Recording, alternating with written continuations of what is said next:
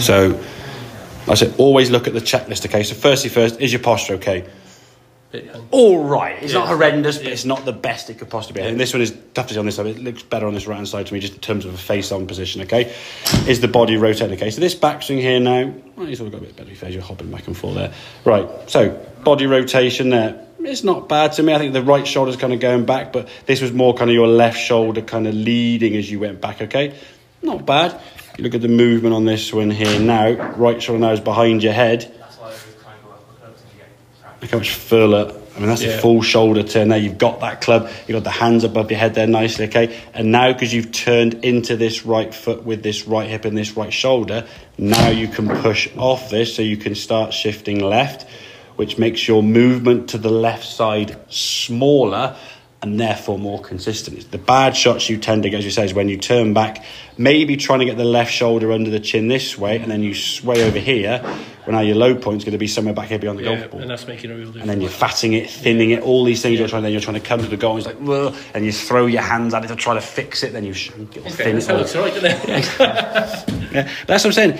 It's never miles away from you in terms of what's going wrong in terms of swing. It's just sort of cut the nuts and bolts get sort of unwound, and you got to just do them up again, okay? So if I had no idea I put the club that far back. That's a big... This was more with your right shoulder turning, you see, yeah? I've seen some swings on here where you're probably taking it to about there maybe, which again doesn't look a lot there, but in terms of that movement there when you're swinging the club, it's quite a bit of a change. But at least for here now, we can get our body moving to the sort of white dot behind your left leg there. The fact that disappears now as you move to the left, and that's a really good impact position, yeah? Everything's nicely in line there, good strike of the golf ball. And the key thing for me when you're swinging your best is what he does. Right. Yeah?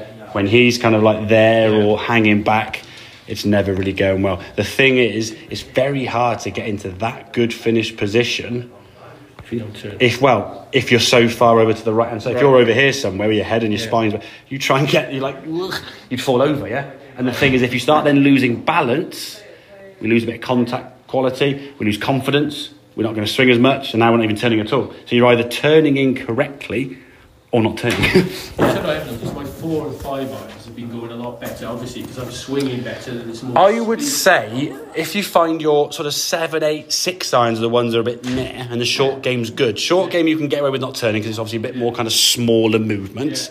I think with the long game, the 4 iron and 5 iron, the driver's pretty good. Probably because your posture's a bit more upright, you're able to turn more. So when you start tipping forward to that sort of 7, 6 or whatever, or 7 or 8 iron, and you need to turn a bit more to make a backswing, your body doesn't want to turn so much. So if you find you're not really getting that good quality strikes with the shorter irons, it could be because your posture's doing that as opposed to tipping, yeah?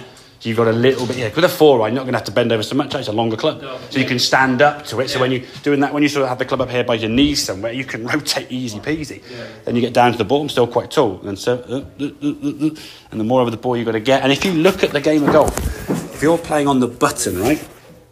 First tee shot is flat. Second shot, you're probably ball below your feet. Yeah. So you have to bend over more.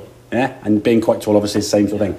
Second tee, fine. Third hole, ball's below your feet. So the first few holes, you're playing a couple of shots there, that ball's below your feet potentially, yeah? Fourth hole, fairway does go that as you come around the corner. So the fifth hole, we've had 3 or 4 holes with the ball below your feet, you're not getting some good strikes, now the ball's above your feet, you go, right, sod it, hit the ground, duffing it now, yeah? Duff, fat, all these different shots, yeah? So I think the key thing I would say, I think you were right with thinking about turning, but thinking about the lead shoulder doing it. I think you can make good backswings thinking about your left shoulder getting behind you, under your chin, but you can also get your left shoulder under your chin and not make a good backswing. If your right shoulder, Hugh, gets behind you, you can't help but make a good backswing. I mean, if your shoulder gets behind you, your left shoulder has to follow, yeah?